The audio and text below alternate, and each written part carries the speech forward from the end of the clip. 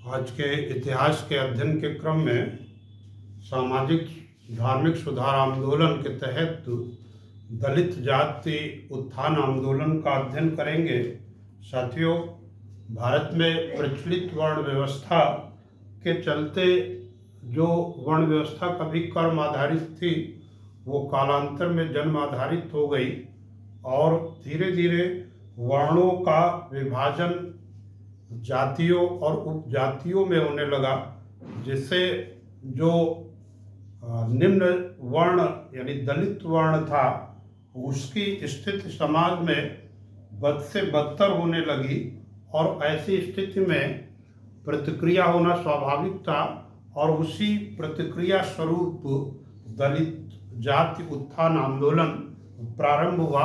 और इस दलित जाति उत्थान आंदोलन में जो योगदान देने वाले महापुरुषों में सबसे पहले नाम आता है महात्मा ज्योतिबा फुले का। महात्मा ज्योतिबा फुले वस्तुतः वो जो है माली जाति से संबंधित थे और वो एक अपने ब्राह्मण मित्र के विवाह उत्सव में शामिल हुए थे।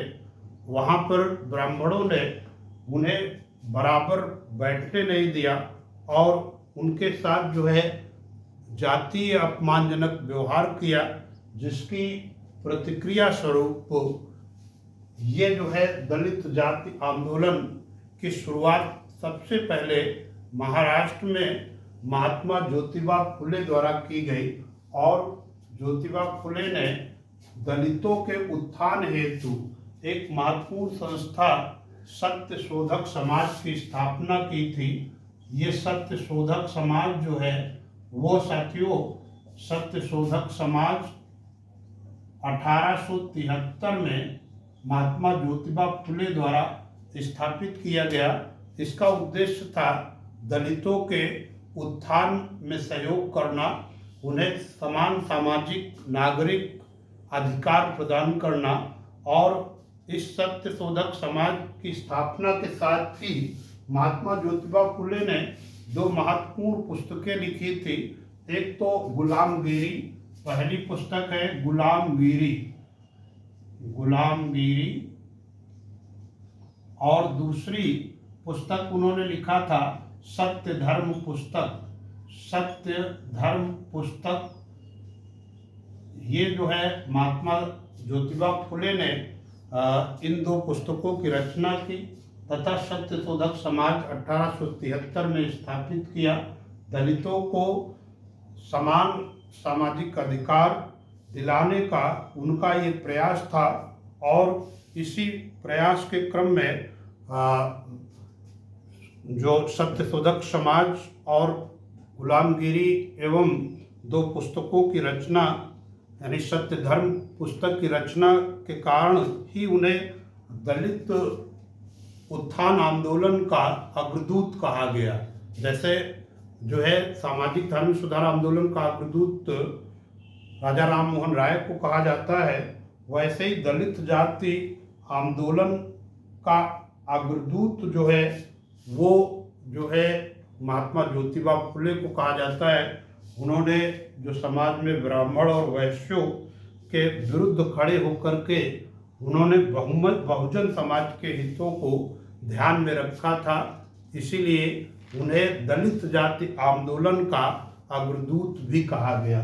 तो साथियों, तीन बातें आप याद रखिए। एक तो सत्य शोधक समाज की स्थापना महात्मा ज्योतिबा फुले द्वारा, दो पुस्तकों की रचना गुलामगिरी और सत्य धर्म पुस्तक की रचना, और तीसरा ये कि दलित जाति आंदोलन का जो उत्थान आंदोलन था उसके अग्रदूत कौन थे, तो अग्रदूत के रूप में भी वो जो है महात्मा ज्योतिबा फुले का नाम लिया जाता है। साथियों, आगे बढ़ते हैं। दलित जाति उत्थान आंदोलन में डॉक्टर भीमराव अंबेडकर का योगदान। डॉक्टर भीमराव अंबेडकर के योगदान को समझने के लिए थोड़ा नेपथ्य में जाना जरूरी है। साथियों, आप जानते हैं कि डॉक्टर भीमराव अंबेडकर का जन्म मध्य प्रदेश के एक अस्पृश्य जाति महार में 14 अप्रैल 1891 को हुआ था और वे जन्म से प्रतिभा संपन्न बालक के रूप में थे। उनकी प्रतिभा से ही प्रभावित होकर के एक महाराष्ट्र देशी रियासत के शासक थे साहू जी महाराज। साहू जी महाराज ने उन्हें अपने जो छात्रवृत्ति प्रदान करके उन्हें उच्च शिक्षा प्राप्त करने के लिए इंग्लैंड भेजा था, और वहाँ पर जा कर के डॉक्टर अंबेडकर ने कई भाषाओं में उन्होंने डिग्रियां हासिल की थी। उनकी डिग्रियों की संख्या 26 है और उनको 26 उपाधियां हासिल हुई थी, 32 डिग्रियां हासिल हुई थी तथा वो 9 भाषाओं के जानकार थे। कई विषयों में उन्होंने डॉक्टरेट की उपाधि धारण की थी। वो जो है लंदन स्कूल ऑफ इकोनॉमिक्स से उन्होंने उच्च शिक्षा प्राप्त की, और अन्य विश्वविद्यालय चाहे वो यूएस के हों और इंग्लैंड को, उन्होंने वो जो है तात्कालिक दलित समाज के सबसे अग्रणी और सबसे पढ़े लिखे व्यक्ति थे।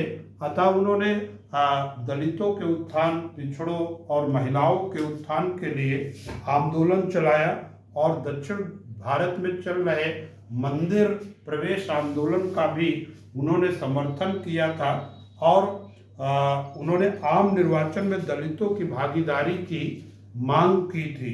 डॉक्टर भीमराव अम्बेडकर ने जो महत्वपूर्ण कार्य किए हैं साथियों, तो 1924 में डॉक्टर अम्बेडकर ने 1924 में बहिष्कृत हितकारिणी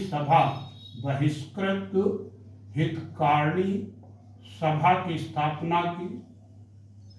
हितकारिणी सभा की स्थापना की, ये बहुत महत्वपूर्ण है।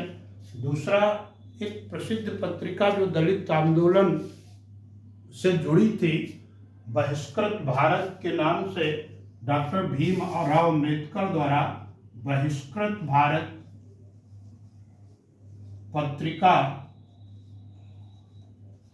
पत्रिका का प्रकाशन 1927 में किया गया। 24 में बहिष्कृत हितकारिणी सभा की स्थापना है, और 27 में उनके द्वारा बहिष्कृत भारत नामक एक पत्रिका को प्रारंभ किया गया। 1927 में ही उन्होंने सार्वजनिक कुओं के प्रयोग के लिए प्रोत्साहित किया दलितों को, और इसके लिए उन्होंने सत्याग्रह आंदोलन चलाया। बाद में उन्होंने तीनों गोलमेज सम्मेलनों में हिस्सा लेकर के दलितों को विधायिकाओं में पृथक प्रतिनिधित्व का प्रयास किया, और इस पृथक प्रतिनिधित्व के प्रयास के तहत अंततः उन्हें सफलता मिली कि ब्रिटिश प्रधानमंत्री रैमजे मैकडोनल्ड ने एक कम्युनल अवार्ड 1932 में दे दिया। यानी जो है कम्युनल अवार्ड का अर्थ है कि अब दलितों को भी वो जो है पृथक प्रतिनिधित्व हासिल होगा। वो लेकिन ये जो है महात्मा गांधी की दूरदृष्टि थी कि उन्होंने इसे समझ लिया कि अंग्रेजों की वस्तुतः फूट डालो और राज करो की नीति का ये हिस्सा है कम्युनल अवार्ड। वो हिंदुओं से शेष दलितों को पृथक करके वो जो है भारत में चल रहे राष्ट्रीय आंदोलन को कमजोर करना चाहते हैं। अतः इस व्यवस्था को समझकर महात्मा गांधी आमरण अनशन पर बैठ गए थे, और जब अगस्त से आमरण अनशन चलता हुआ और वो सितंबर तक पहुंचा, तो उनकी हालत जब बिगड़ने लगी तो अंततः मदन मोहन मालवीय, एम.आर. जयकर और तेज बहादुर सप्रू जैसे नेताओं ने, 3 नेताओं ने प्रयास किया, और डॉक्टर अंबेडकर तथा महात्मा गांधी के बीच सितंबर 1932 में एक जो है पूना पैक्ट, इतिहास में पूना पैक्ट अत्यंत उल्लेखनीय है। ये सितंबर 1932 में पूना पैक्ट एम.आर. जयकर, तेज बहादुर सप्रू और मदन मोहन मालवीय के प्रयासों से अंततः दोनों नेताओं के मध्य जो है ये समझौता हुआ। और पूना समझौता इतिहास का अत्यंत प्रसिद्ध समझौता है साथियों। इस पूना समझौता के उपरांत ही पृथक प्रतिनिधित्व की मांग को डॉक्टर अंबेडकर ने वापस ले लिया, किंतु उन्होंने जहां पृथक प्रतिनिधित्व के तहत केंद्रीय विधायिकाओं में 75 सीटें मिलनी थी, वो जो है दलितों के लिए 148 सीटों के आरक्षण के तहत यानी आरक्षित कराने में सफलता हासिल की और दलितों को एक बड़ा प्रतिनिधित्व दिलाने में उनको एक बड़ी सफलता मिली। जहां 75 उन्हें कम्युनल अवार्ड के तहत पृथक प्रतिनिधित्व के तहत मिलना था, वही वो जो है संख्या अब आरक्षण जो हो गया केंद्रीय विधायिकाओं में वो लगभग दुगनी हो गई, यानी 148 जो है वो सीटें हासिल करने में वो सफल रहे साथियों। फिर विधिवत उन्होंने डॉक्टर भीमराव अम्बेडकर ने दलितों के उत्थान हेतु विधिवत आंदोलन चलाने का प्रयास किया और 1932 में all India depressed class association के नाम से एक संस्था स्थापित की साथियों। ये महत्वपूर्ण संस्था है, all India depressed class association. All India depressed class association की स्थापना की 1932 में उन्होंने all India depressed class association की स्थापना की और विधिवत संगठित प्रयासों द्वारा दलितों के उत्थान का प्रयास किया। बाद में संविधान सभा में उन्होंने भाग लिया। यद्यपि संविधान सभा में एक ऐतिहासिक तथ्य ये भी है कि बड़े नेता होने के बावजूद उनकी लोकप्रियता महाराष्ट्र में उतनी नहीं थी, तो संविधान सभा में जब वो महाराष्ट्र से निर्वाचित नहीं हुए तो महात्मा गांधी के सुझाव पर कांग्रेस ने उन्हें बंगाल प्रांत से एक आरक्षित सीट के तहत वो जो है संविधान सभा में शामिल हुए। और जब वो संविधान सभा में शामिल हुए तो उन्होंने अपने प्रज्ञा और विवेक से दलितों के हितों के लिए संविधान में अनेक प्राविधान किए। बाद में उन्हें अगस्त 1946 में जो प्रारूप समिति बनी 7 सदस्यीय, उसमें उन्हें डॉक्टर भीमराव अम्बेडकर को अध्यक्ष नियुक्त किया गया और इस प्रकार वो जो है डॉक्टर भीमराव अम्बेडकर ने संविधान के तहत दलितों के उत्थान के लिए अनेक प्राविधान किए, जैसे अस्पृश्यता के व्यवहार को प्रतिबंधित किया जाना। वो अनुच्छेद 17 के तहत बिल्कुल संवैधानिक व्यवस्था के तहत प्राविधान हो गया कि अस्पृश्यता का व्यवहार यानी छुआछूत का व्यवहार अब प्रत्येक दशा में वो दंडनीय अपराध होगा। इसी प्रकार वो जो है उन्होंने अंतर्जातीय विवाह को उत्साहित किया, प्रोत्साहित किया और दलित महिलाओं को अंतर्जातीय विवाह करने के लिए प्रेरित किया, जिससे नस्लीय सुधार प्रोत्साहित हो सके। हिंदू धर्म में व्याप्त जाति प्रथा से वो अंत तक दुखी रहे और वो 1956 में उन्होंने जो है हिंदू धर्म को त्याग करके अपने अनुयायियों के साथ बड़ी संख्या में उन्होंने जो है बौद्ध धर्म ग्रहण कर लिया था। तो यही कारण है कि महाराष्ट्र में बौद्ध धर्मावलंबियों का जो है प्रतिशत काफ़ी है। पहले जो है डॉक्टर भीमराव अम्बेडकर ने जो है 9 वर्ष की आयु में रमाबाई से विवाह किया था और उसके बाद इनकी दूसरी पत्नी वो जो है एक ब्राह्मण थी, सविता के नाम से जानी जाती थी, उनसे हुआ, जिनका जो है निधन 2002 में हुआ, बहुत बाद में। यानी उन्होंने अंतर्जातीय विवाह का समर्थन किया। बाद में जो है हिंदू कोड बिल पर जो है लाए जाने पर देश भर में उसका विरोध हुआ था, किंतु इस कोड बिल के चलते ही महिलाओं की स्थिति में सुधार हुआ। तो उसमें भी डॉक्टर भीमराव अम्बेडकर का योगदान विशेष रूप से है। तो साथियों, डॉक्टर भीमराव अम्बेडकर ने जो कार्य किए कि पहले तो 1924 में बहिष्कृत हितकारिणी सभा की स्थापना किया जाना, फिर 1927 में बहिष्कृत भारत नामक पत्रिका का प्रकाशन किया जाना, और तीनों गोलमेज सम्मेलनों में भाग लेकर के दलितों को जो है विधायिकाओं में पृथक प्रतिनिधित्व दिलाने का प्रयास करना, और उसी के क्रम में ब्रिटिश प्रधानमंत्री रैंजे मैकडोनल्ड द्वारा 1932 में कम्युनल अवार्ड घोषित करना। किंतु उसके पश्चात जो है जब कम्युनल अवार्ड, चूँकि इसमें डिवाइड एंड रूल की पॉलिसी का ही अगला हिस्सा था और अंग्रेजों की इसमें चाल थी, अतः साथियों इस यानी अगर दलितों का पृथक प्रतिनिधित्व मिलता तो शायद एक दलिस्तान बन जाता, जैसे पाकिस्तान बन गया। तो वो जो है महात्मा गांधी जैसे दूरदृष्टि वाले व्यक्तियों ने वो जो है इसका विरोध किया और वो इसके विरुद्ध आमरण अनशन पर बैठ गए। और जब उनकी हालत बिगड़ने लगी तो फिर जो है एम.आर. जयकर, तेज बहादुर सप्रू तथा श्री राजगोपालाचारी ने मिल करके गांधी और अंबेडकर के मध्य सितंबर में पूना समझौता करवाया।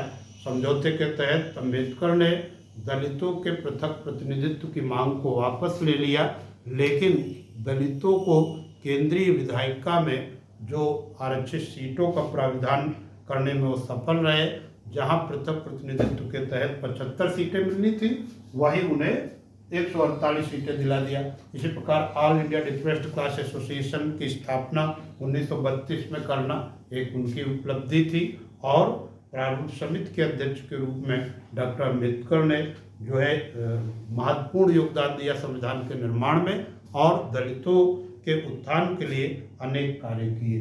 तो साथियों, अब अगले क्रम में हम बढ़ते हैं, महात्मा गांधी का योगदान देखते हैं।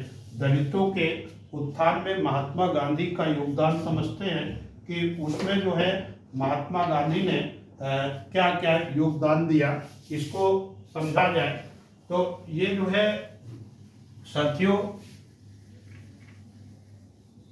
महात्मा गांधी ने दलितों के लिए सबसे पहले हरिजन शब्द का प्रयोग किया था।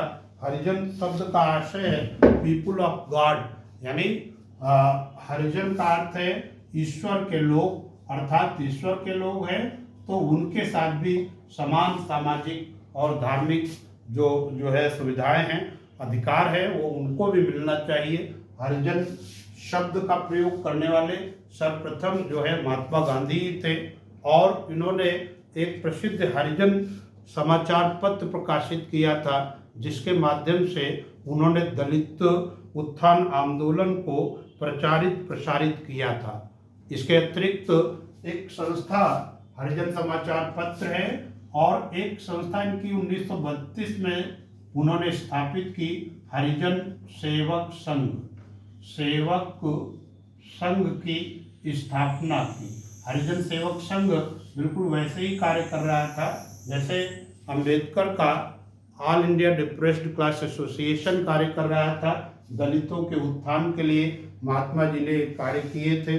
उन्होंने छुआछूत को भारतीय समाज का कलंक माना था, और शायद उन्हीं के दबाव में आकर के अनुच्छेद 17 महात्मा गांधी के प्रभाव में अनुच्छेद 17 भारतीय संविधान में जोड़ करके अस्पृश्यता के व्यवहार को एक दंडनीय अपराध घोषित कर दिया गया था। यहाँ पर साथियों मैं एक बात बता दूं कि यद्यपि महात्मा गांधी वो कर्म आधारित वर्ण व्यवस्था के समर्थक थे, अर्थात वो उनका कहना भी था कि जिस प्रकार प्रकृति एक ही वृक्ष के पत्तियों का आकार समान नहीं बनाती, उसी प्रकार जो है सभी लोग समान नहीं हो सकते, इसलिए वो कर्म आधारित वर्ण व्यवस्था के समर्थक थे। किंतु वो जाति प्रथा के बिल्कुल विरुद्ध थे, वो छुआछूत के विरुद्ध थे। वो इसमें जो है इसके विरोध में उन्होंने आंदोलन चलाया था साथियों। तो जो है महात्मा गांधी का योगदान दलित उत्थान आंदोलन में महत्वपूर्ण स्थान रखता है। और एक दलितों के उत्थान में साथियों एक और संगठन है depressed class society. Depressed class society की स्थापना D.R. शिंदे द्वारा मुंबई में की गई थी और इस संस्था ने भी दलितों के उत्थान में अपना महत्वपूर्ण योगदान दिया था। साथियों अब आप चलते हैं दक्षिण भारत की ओर। दक्षिण भारत में उत्तर भारत की अपेक्षा कहीं अधिक दलितों के साथ भेदभाव होता था। दलितों के साथ जो है अमानवीय व्यवहार किया जाता था। उन्हें मंदिर में प्रवेश करने का अधिकार नहीं था। यहाँ तक कि वो जो है दलित उस मार्ग से आवागमन नहीं कर सकते थे जिस मार्ग पर मंदिर स्थित होता था। तो ऐसे में आंदोलन चलना स्वाभाविक था और इसके लिए दलितों ने क्षत्रियों के बराबर सामाजिक अधिकार की मांग के लिए उन्होंने एक सत्याग्रह आंदोलन चलाया था और स्वयं को नादर कह करके पुकारा था। और इसके लिए कुछ महत्वपूर्ण आंदोलन जो दलितों के आंदोलन से जुड़े हुए हैं, जैसा कि अरंबीपुरम आंदोलन। अरंबीपुरम आंदोलन ये दक्षिण भारत के महान समाज सुधारक नारायण गुरु द्वारा चलाया गया था। नारायण गुरु द्वारा चलाया गया था अरंबीपुरम आंदोलन। और उन्होंने अरंबीपुरम में एक जो है शिव मंदिर की स्थापना की थी और उन्होंने वहाँ पर शिव विग्रह की स्थापना की थी, शिवलिंग की स्थापना की थी। तो और उन्होंने तर्क दिया था कि जब गांधी ने कहा कि जो है कर्म आधारित वर्ण व्यवस्था उचित है, जैसे प्रकृति एक ही पेड़ के पत्तों का आकार प्रकार एक नहीं रखती, उसी प्रकार जो है वो सभी मानव एक जैसे हो ये भी नहीं है। तो फिर जो है इसके प्रत्युत्तर में नारायण गुरु ने कहा था कि भले किसी एक पेड़ की पत्तियों का आकार वो भिन्न भिन्न हो, लेकिन यदि छोटी बड़ी या कैसी भी पत्तियां ली जाए, उनका अर्क निकाला जाए यानी रस निकाला जाए, वो एक जैसा होता है। वैसे ही एक जाति, एक धर्म और एक राष्ट्र की अवधारणा का उन्होंने प्रचार किया। उन्होंने कहा कि मानव के लिए एक धर्म, एक जाति और एक ईश्वर है। तो नारायण गुरु के एक शिष्य थे अप्पन राजराजन ने एक कदम और आगे बढ़कर कहा था कि मानव के लिए न कोई जाति, न कोई धर्म और न कोई ईश्वर। तो साथियों अरंबीपुरम आंदोलन जो है ये नारायण गुरु द्वारा चलाया गया था। 1888 में इनका जन्म हुआ था। महान दलित उत्थान आंदोलन में इनका योगदान अत्यंत महत्वपूर्ण है। और जो है ये कहिए कि दक्षिण भारत का जो दलित उत्थान आंदोलन था उसमें इन्होंने सर्वाधिक योगदान दिया था। अगला बढ़ते हैं साथियों, एक जो है जस्टिस आंदोलन है जो 1916-17 में यह जस्टिस आंदोलन चलाया गया था। और इस जस्टिस आंदोलन यानी जैसे कि न्याय के लिए बात की जा रही, तो जस्टिस आंदोलन को चलाए जाने वाले 3 लोग थे, CM मुदलियार, TN नायर और P Tyagaraja. CM Mudaliar, TN Nair और P त्यागराज द्वारा ये चलाया गया था जस्टिस आंदोलन। और इसका भी उद्देश्य था कि दलितों को समान जो है सामाजिक धार्मिक अवसर मिले और उनको ब्राह्मणों की जो श्रेष्ठ स्थिति थी और सरकारी सेवाओं में उनका जो है पकड़ थी। तो इस जस्टिस आंदोलन के नेताओं अर्थात CM मुदलियार, TN नायर और P त्यागराज ने इसका विरोध किया था। साथियों एक आत्मसम्मान आंदोलन पे भी चर्चा करते हैं। आत्मसम्मान आंदोलन ये भी अत्यंत चर्चित आंदोलन है। आत्मसम्मान आंदोलन को चलाने वाले ईवी रामास्वामी नायर थे और ये 1920 में इसकी शुरुआत की थी। ईवी रामास्वामी नायर, इन्हें लोकप्रिय नाम था पेरियार, ये भी पूछा जाता है साथियों। तो आत्मसम्मान आंदोलन के जो नेता थे ईवी रामास्वामी नायर ने तुलसीकृत रामचरितमानस की प्रतियों को सार्वजनिक रूप से जलाया था। इन्होंने ब्राह्मणों के वर्चस्व के विरुद्ध आंदोलन चलाया और मनुस्मृति की प्रतियों को भी जलाया था। जो बात अभी अक्सर चर्चा में होती है जब कि तुलसी जी ने ढोल गवार शूद्र पशु नारी सकल ताड़ना के अधिकारी, तो वस्तुतः यहाँ पर थोड़ा भ्रम कहिए, क्योंकि ताड़ना शब्द अवधी भाषा का है और उसका शाब्दिक अर्थ ये है कि ये जो है ढोल गवार शूद्र पशु नारी, ये इनके प्रति विशेष केयर और विशेष ध्यान दिए जाने की आवश्यकता है।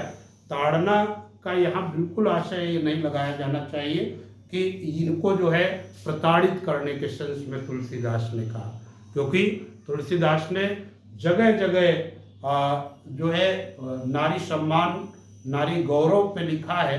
तो ऐसे में वो ताड़ना का जो है शब्द का अर्थ जो लोग निकालते हैं यानी प्रताड़ना से जोड़ते हैं, वो बिल्कुल उचित नहीं है।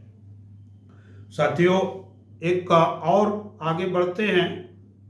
यहाँ पर महत्वपूर्ण है एक वाइक्यूम सत्याग्रह 1924 में। ये सत्याग्रह नारायण गुरु द्वारा चलाया गया, जो अरंबीपुरम आंदोलन के नायक थे। वो जो है नारायण गुरु एन कुमारन और टी के माधवन ने एक त्रावणकोर देशी रियासत थी, वहाँ पर इन्होंने ये चलाया था। और ये वस्तुतः जो वाइक्यूम सत्याग्रह है वो केरल का एक स्थान है। त्रावणकोर देशी रियासत का वाइक्यूम नामक स्थान पे चलाया गया। वाइक्यूम गांव था, वहाँ पर इन्होंने मंदिर में दलितों के प्रवेश के लिए आंदोलन चलाया। आंदोलनकारी मंदिर प्रवेश करना चाहते थे, किंतु बाद में त्रावणकोर की महारानी ने, यद्यपि वो मंदिर में प्रवेश की अनुमति नहीं थी, किंतु जो हरिजनों को उस मार्ग पर आवागमन की जो है अनुमति मिल गई। जो मार्ग जो है मंदिर के पास से गुजरता था। तो दक्षिण भारत में ये वाइक्यूम सत्याग्रह की एक बड़ी उपलब्धि ये थी कि दलितों को अब जो है मंदिर मार्ग पर चलने का अवसर हासिल हो गया था। इसी तरीके से गुरुवायूर सत्याग्रह 1931 में ए.के. गोपालन और के पिल्लई द्वारा 1931 में चलाया गया। और इसका भी उद्देश्य यही था कि हरिजनों को समान सामाजिक एवं धार्मिक अधिकार मिले। के केलप्पन आमरण अनशन पर बैठ गए थे और जब उनकी हालत बिगड़ने लगी थी तो जो है महात्मा गांधी ने जाकर के उनका आमरण अनशन तोड़वाया था। और उन्होंने, जब गांधी ने आश्वासन दिया था कि वो दलितों के उत्थान के लिए कार्य करेंगे, तो उन्होंने के केलप्पन ने अपना आमरण अनशन तोड़ दिया था। तो साथियों, ये उत्तर भारत और दक्षिण भारत में जो दलितों के उत्थान के लिए आंदोलन चला, वो उसके क्रम में एक व्यवस्थित व्याख्या की गई।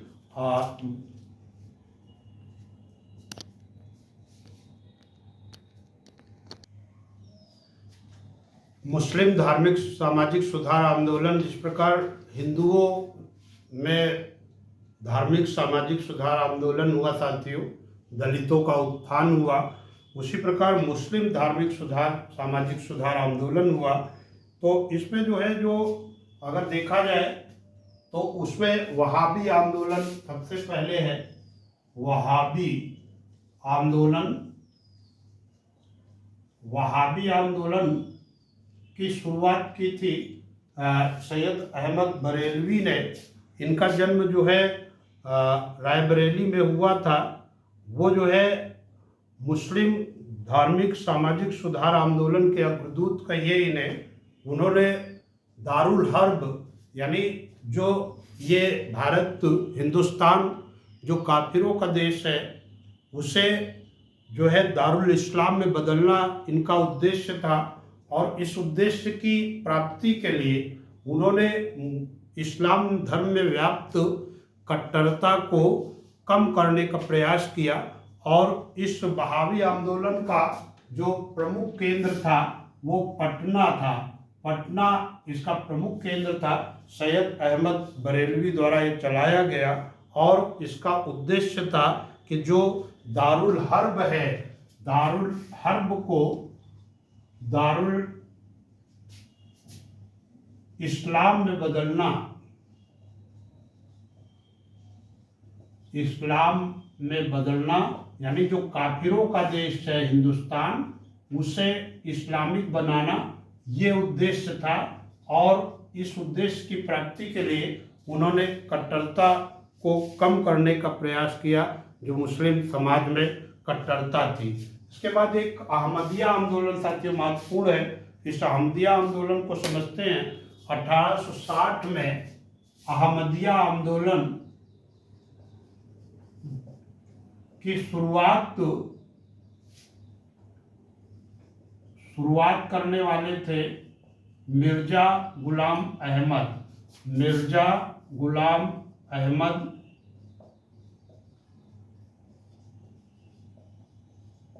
उन्होंने इस्लाम को सर्वधर्म बनाने का प्रयास किया और यही कारण है कि उन्होंने हिंदू देवता कृष्ण का अवतार स्वयं को घोषित कर दिया और स्वयं को मसीहा मदीहा कहा। इन्होंने अपने विचारों को एक पुस्तक में दिया है। अपने विचार बहरीन ए अहमदिया नामक पुस्तक इनकी बड़ी प्रसिद्ध है। मिर्जा गुलाम अहमद की पुस्तक बहरीन ए अहमदिया वो जो है इनके विचारों का प्रतिनिधित्व करती है। बहरीन ए अहमदिया पुस्तक में इन्होंने जो है अपने विचार दिए हैं। मिर्जा गुलाम अहमद ने इस्लाम को विश्व का सर्वधर्म बनाने का प्रयास किया। इसके बाद जो अलीगढ़ आंदोलन देखते हैं, सर सैयद अहमद खां और उनका अलीगढ़ आंदोलन। अलीगढ़ आंदोलन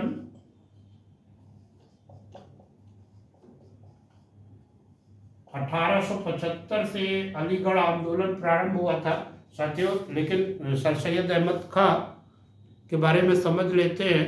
सर सैयद अहमद खां का जन्म एक समृद्ध मुस्लिम परिवार में दिल्ली में हुआ था और ये जो है प्रारंभ से ही इन्होंने मुस्लिमों को आधुनिक अंग्रेजी शिक्षा देने का समर्थन किया और एक प्रसिद्ध पुस्तक इन्होंने लिखी थी तहजीब उल अखलाक का लेखन किया। बाद में इन्होंने आगरा प्रेसिडेंसी के अंतर्गत एक 1864 में एक साइंटिफिक सोसाइटी की भी स्थापना की थी। ब्रिटेन की यात्रा की और ये पश्चिमी संस्कृति से प्रभावित हुए थे।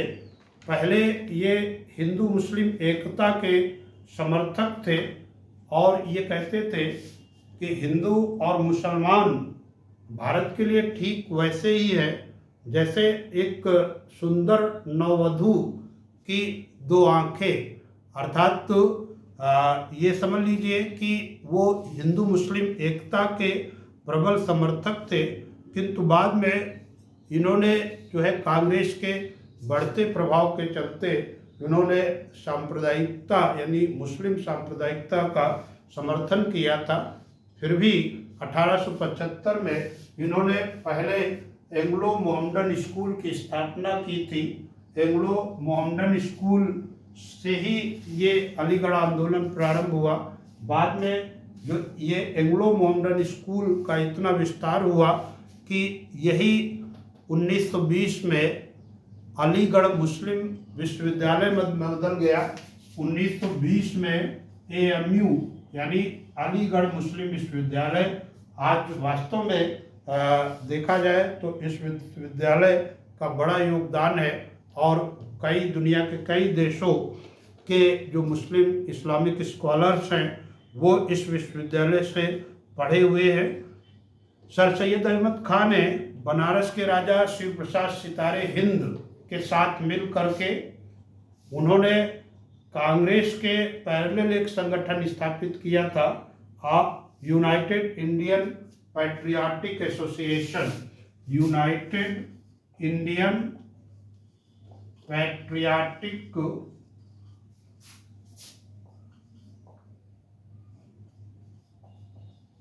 एसोसिएशन की स्थापना की और इन्होंने जो है आधुनिक शिक्षा का समर्थन जरूर किया, लेकिन साथ ही अंग्रेज परस्त प्रवृत्ति के होने के कारण इन्होंने मुस्लिमों को, भारतीय मुसलमानों को कांग्रेस की गतिविधियों से दूर रखने का प्रयास किया। इनकी मृत्यु के पश्चात तो अलीगढ़ आंदोलन को चलाने का कार्य किया था चिराग अली, उस्ताद हुसैन अली, नज़ीर अहमद और मौलाना शिवली नौमानी जैसे समाज सुधारकों ने वो जो है अलीगढ़ आंदोलन को आगे बढ़ाया गया था। साथियों, एक और आंदोलन है देवबंद आंदोलन। देवबंद आंदोलन वस्तुतः ये उत्तर प्रदेश के सहारनपुर जिले के देवबंद नामक स्थान पर एक मदरसा था जिसकी स्थापना मोहम्मद कासिम ननौतवी और रशीद अहमद गंगोही ने की थी। जो देवबंद का मदरसा है आज भी है और प्रसिद्ध रहता है, तो दो लोग थे, मोहम्मद कासिम ननौतवी और जो है रशीद अहमद गंगोही ने की थी। इस जो है ये देवबंद आंदोलन परंपरागत मदरसा और मकतब शिक्षा का समर्थक था और इसने जो है अंग्रेजी शिक्षा का विरोध किया था। अर्थात स्वाभाविक है कि ये अलीगढ़ आंदोलन का विरोधी था, क्योंकि अलीगढ़ आंदोलन वो अंग्रेज परस्त रहते हुए वो चाहता था कि मुसलमानों को अंग्रेजी शिक्षा दी जाए, जबकि देवबंद आंदोलन परंपरागत इस्लामिक शिक्षा वो मदरसा और मकतब प्रणाली के माध्यम से देता था और देवबंद आंदोलन कांग्रेस की गतिविधियों में शामिल होने के लिए भारतीय मुसलमानों को प्रेरित करता था। एक और संस्था है साथियों, मोहम्मडन लिटरेरी सोसाइटी की स्थापना करने वाले जो थे वो अब्दुल लतीफ़ बंगाल में मोहम्मडन लिटरेरी सोसाइटी की स्थापना की थी और बंगाल में जो मुस्लिम पुनर्जागरण आंदोलन है उसमें जो है अब्दुल लतीफ़ को बंगाल के मुस्लिम सामाजिक एवं धार्मिक सुधार आंदोलन का अग्रदूत माना जाता है। तो साथियों, मुस्लिमों के सामाजिक धार्मिक सुधार आंदोलन के बारे में जो हमने बताया कि वहाबी आंदोलन, अहमदिया आंदोलन, अलीगढ़ आंदोलन और देवबंद आंदोलन के साथ मोहम्मडन लिटरेरी सोसाइटी, तो ये चीज़ें परीक्षा उपयोगी है, इन्हें आप ध्यान में रख सकते हैं। इसके बाद पारसियों का सामाजिक धार्मिक सुधार आंदोलन समझते हैं। पारसियों में भी एक संस्था थी, उस संस्था ने पारसी जो प्रमुख रूप से पश्चिम भारत महाराष्ट्र में उनकी संख्या है, वहाँ पर पारसियों के सामाजिक धार्मिक सुधार आंदोलन में महत्वपूर्ण योगदान दिया है। तो इसे हम समझते हैं पारसियों में सामाजिक धार्मिक सुधार आंदोलन। एक संस्था पारसी सामाजिक धार्मिक सुधार आंदोलन, ये था, एक संस्था थी रहनुमाए मजदयाशन। इसकी स्थापना 1851 में दादा भाई नौरोजी दादा भाई नौरोजी, एस बंगाली और नौरोजी फरदून जी, 3 लोग हैं इसमें। दादा भाई नौरोजी, एस बंगाली और नौरोजी फरदून जी ने की थी। और इस संस्था का उद्देश्य था कि पारसियों का भी सामाजिक धार्मिक सुधार किया जाए। दादा भाई नौरोजी ने इस सभा के विचारों को प्रचारित करने के लिए एक राष्ट्र नामक पत्रिका का प्रकाशन किया था। और इस पत्रिका के प्रकाशन से पारसियों में सामाजिक धार्मिक सुधार को बल मिला। इसके पूर्व ही हमने महिलाओं के उत्थान हेतु तुमने बताया कि कैसे जो है सती प्रथा का अंत हुआ, कैसे जो है विधवा पुनर्विवाह, पर्दा प्रथा आदि का अंत हुआ। तो साथियों, ये हमारा जो सामाजिक धार्मिक सुधार आंदोलन है, जो आप तक 3 वीडियो के माध्यम से पहुंच रहा है, आप परीक्षा की दृष्टि से अत्यंत उपयोगी भाग है। और इसका विधिवत आप अध्ययन करेंगे तो निश्चित रूप से परीक्षा में आपको सफलता मिलेगी। तब तक के लिए जय हिंद, जय भारत, जय भारती।